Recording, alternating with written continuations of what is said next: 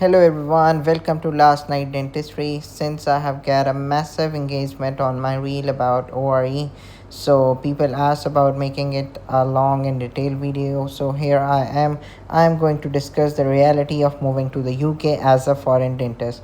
Please make sure to subscribe and like my video since I have done a lot of research about it. Starting from if you are an international dental graduate, you probably have stayed at your degree and asked yourself, can I actually practice dentistry in the UK?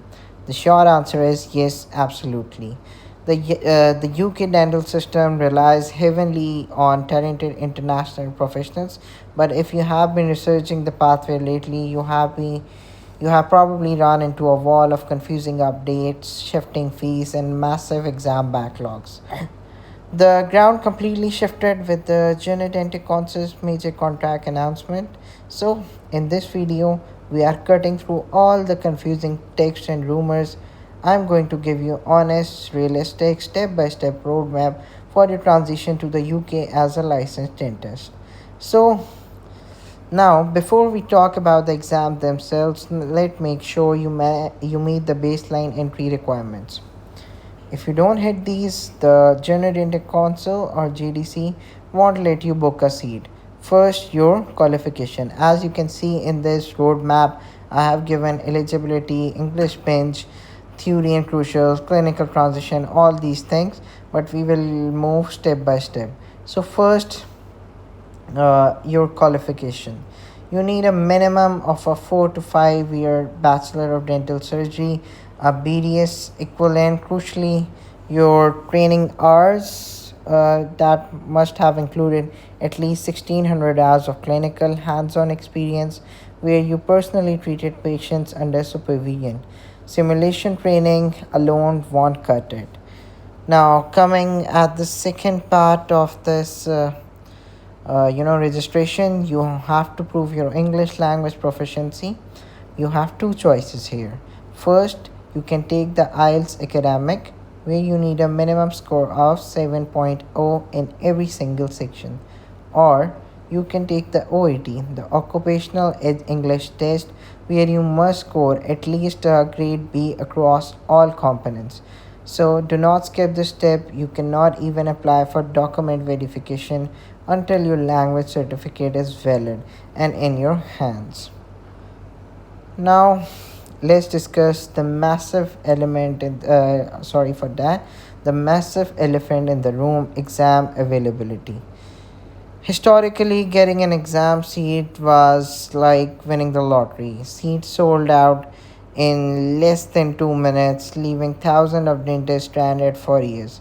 But here is the major news: the JDC signed a landmark long term contract with UCL consultants to deliver the overseas registration examination, the ORE. This completely changes the game. Instead of fighting year to year for a tiny handful of spots, this new framework dramatically expands exam capacity. For Part 1, capacity is jumping to 2,400 places per year. For Part 2, seats are scaling up to 944 in the first year, with a planned expansion up to 1,500 seats by the third year. This means more predictability, more settings, and a genuine chance to get your life moving without the endless waiting. So, now we have to discuss the twin paths, ORE versus LDS. When looking at the pathway, most people only talk about the ORE. But as a helpful peer, I want to make sure you know your options. There are actually two parallel paths to licensing in the UK. First, the ORE and the LDS. The ORE is run directly by the JDC. It consists of Part 1, the written exam, and Part 2, the clinical phase. You have a maximum of 4 attempts per part, and you must clear Part 2 within 5 years of setting your first Part 1 exam. On the other side, you have the LDS, the License in Dental Surgery, run by Royal College of Surgeons of England.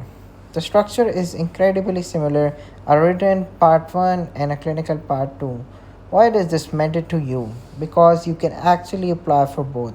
If you are struggling to secure a booking, date on the ORE. Having an active application with the RDS doubles your chances of setting an exam and getting licensed faster. Now, coming at to the real cost breakdown. Let's talk money because this is where a lot of candidates get a shock.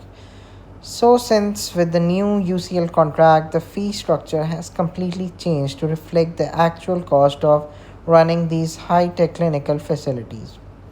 To start, the initial GDC application processing fee is now £115.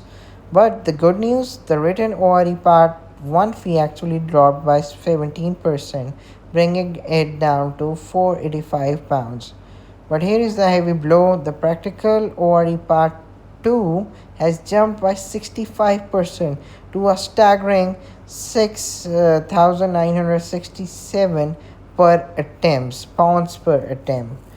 I know that number feels incredibly daunting and it's a massive financial hurdle, but the trade off the GDC is giving us is consistency, more exam dates, better facilities at the UCL Eastman Dental Institute, and vastly improved seat capacity. It's expensive, but it's a concrete path forward. The UK dental pathway is not a sprint, it's a highly structured marathon. It requires a lot of paperwork, serious financial planning, and intense clinical preparation.